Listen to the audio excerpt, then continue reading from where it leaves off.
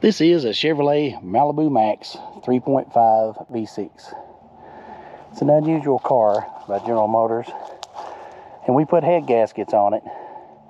And after we put head gaskets on it, we didn't have any heat inside the car. Let's talk about why. Let's get into it.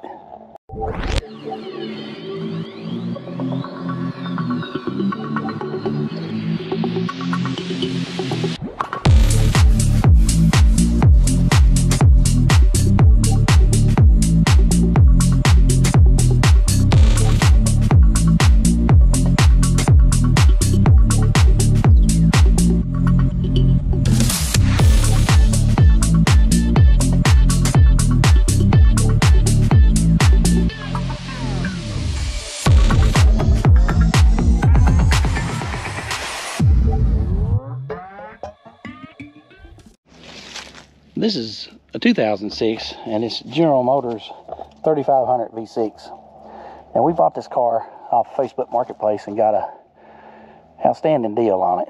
Got a really good deal. It was dirty. It had been sitting for a long time.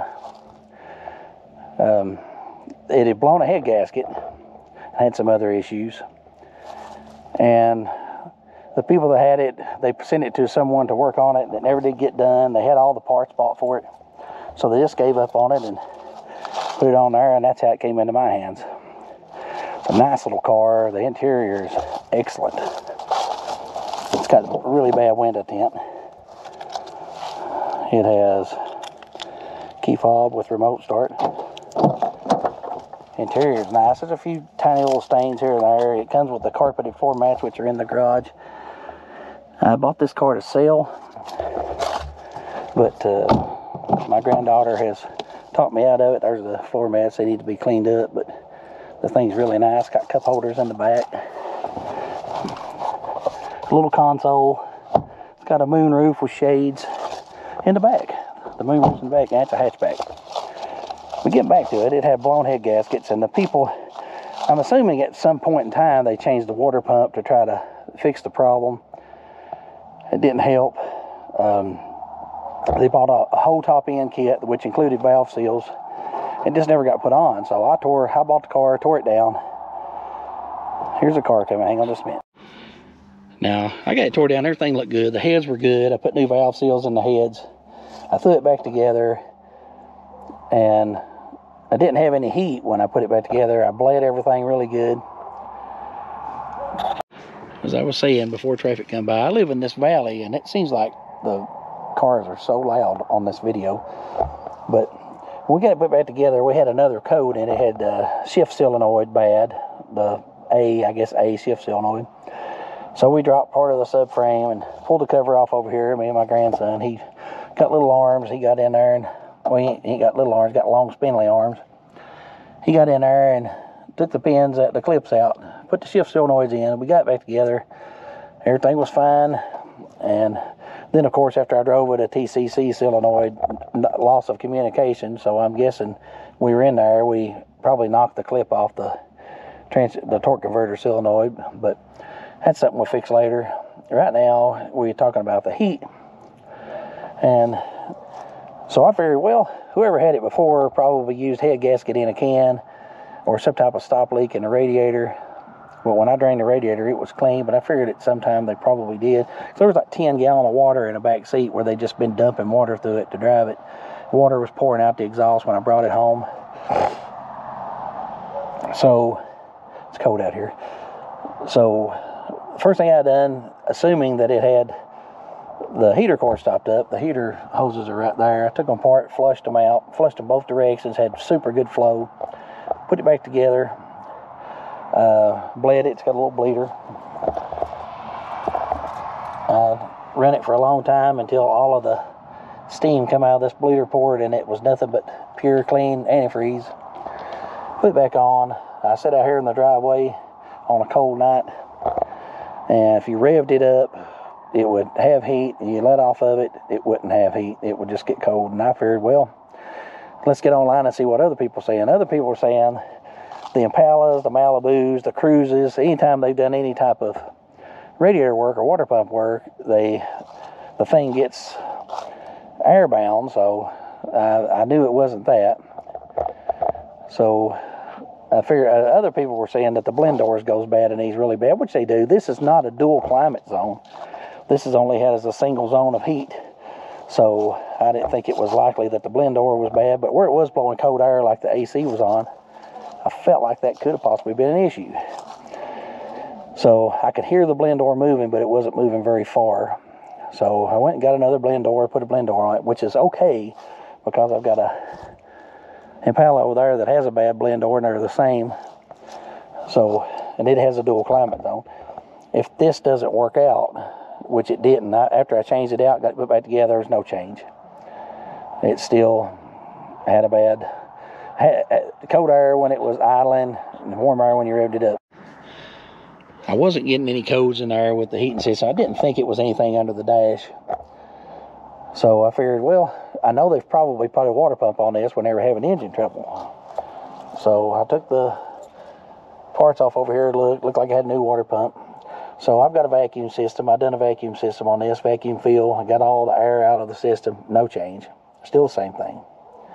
And I looked at TSBs on this. That's a technical service bulletin for General Motors cars. And it had an odd service bulletin. It said if the car come in for service on any of the cooling system to change the water pump and the thermostat, which was really strange because there was some kind of update. And I'd already changed the thermostat when I took the heads and stuff off. So I thought this is really odd that it would recommend any type of cooling problems to change the water pump and the thermostat while you're in there. And let's talk about why. So I go and get a water pump. It's just a value craft. It's like a $30 water pump. But, you know, why not? Just to see if it's what it is, put a cheap one on it. If we have any issues, then we could put a better one on it later. This is the water pump that came off of it, which doesn't look new. I'd assumed that they had probably changed it, but they hadn't. Now, I can't find anything about GM changing the design of this water pump. Nowhere. I can find nowhere that they've changed it. But I took this original pump that come off the car. I'm not sure if it's original. It may be an aftermarket. Well, that was loud. I took it off the car, compared it to the other water pump. One really big difference I noticed is where this ramp is right here. This offset that sets this pulley back into the engine was much taller on the pump that I brought home, the new pump. I wish I had looked at them or filmed it whenever I was doing the comparison. But this ramp was much taller. And also, these fins set back farther and were just slightly longer. And for some reason, the point was smaller. This shaft point was smaller. It may just been where it was a cheaper style pump. It might have had a smaller center shaft in it. I don't know. But the whole design of the thing seemed just completely different. And I thought that was strange. But when you look at it, when you look at how it sits in the block, this sits kind of shallow in the block, and there's a big cavity behind it. When you put the later model, or the newer design pump in, it sits farther back, and it almost closes that cavity completely. So I went ahead and put the pump on. The gasket was glued on it, and it had a little bit of corrosion on the block. A little bit of corrosion was on this too. So I went ahead and silicone both sides of the gasket when I put it on. Just had a little paper gasket. Put it on there, let it dry overnight. Drew the system down the next day. Vacuum filled it, which I've done other videos on the vacuum fill if you check that out. And got all the air out. I also bled it. And there was still air trapped in the top of the water pump housing, so I did get some steam out whenever I got it warmed up. But before I could get around, as soon as the car started warming up, I reached in the car and it was already heating. So it was already circulating water better than what this pump was. And this pump wasn't bad, it wasn't leaking. It was really hard to get the pulley off of it where it had been rusted.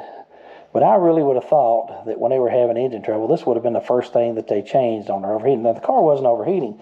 I let it run forever when I got it all put together. I never could get no overheating issues. I just wouldn't get no heat in the car. Now, I could be wrong, but a lot of people have been chasing this on these Malibus and other vehicles. And that's definitely an issue. And like I said, the technical service bulletin does not explain what the issue is with the water pump or the thermostat, but I'm guessing it's a design flaw that they've had from the very beginning on these cars, because a lot of people talks about it. Of course, we got that car finished up. It does have showing a TCC code. I'm going to try to drive it like that locally, just to try to see if the car's going to do okay. And then if it does all right, I know it's got looks like it's got a rear main seal leaking, probably been overheated and cooked all the seals in it. So my son and I are going to pull the transmission out and put all the solenoids in, and put the new wiring harness in. I think the wiring harnesses in those gets baked and they lose the grounds and stuff. So we're going to do that. The next car we're going to pull in is this 2005 Impala, and we've got a Detroit axle rack and pinion steering system we're going to put in it and get the steering going back. I put a new harmonic balancer on it because it didn't have one. This is the coolest thing. Let me see if I can find it.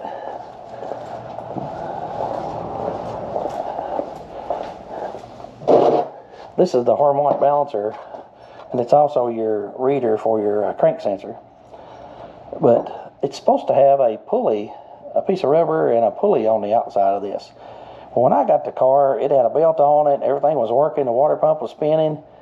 The belt was riding on this, and it fit. Everything on there fit. The way the belt was on there, though, it was making the water pump run backwards.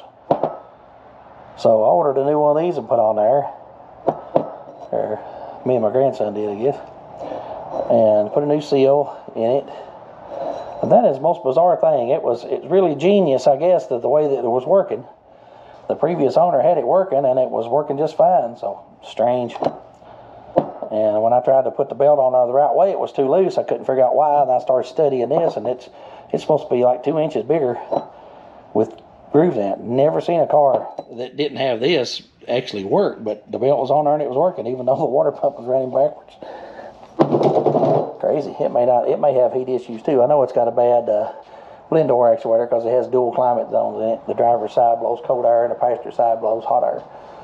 So that's all I've got. We're going to try to get some more filming done of actually working on this stuff, but we've been so busy, and I have to get a helper when I work on stuff. I can't really work on it by myself. I get my granddaughter and my grandson usually to help me, and I tell them what to do. But I can't hardly get under the vehicles. I'll probably do a little video on putting this rack and pinion in. I think that'd be an interesting video. They seem to go out on these cars. That Malibu has electric power steering underneath the dash. Got a thing that looks like a starter on it. It's the craziest thing I've ever seen. But I haven't had a chance to work on one of them, don't want to. Then we've got the Chevy. We'll be working on it. Got a new brake booster for it. Be getting it going. It's already tagged and licensed. I'm ready to drive it. It hasn't been driven since 2013. So hopefully I can get that going and start just beat around in it a little bit. The next project to come in is the Impala. I appreciate you guys watching, and we're going to try to get a lot more content on working on these old cars, which these don't seem like old cars to me. They seem like new cars, but 2016 or 2006 and 2005, that's an old car. So appreciate you guys riding along, and please like our videos if you would. It helps our algorithm, and share. I've got over 500 subscribers now. I'm shooting for 1,000. So please subscribe and check out our other stuff. Thanks you guys for watching. Stay clean, everybody.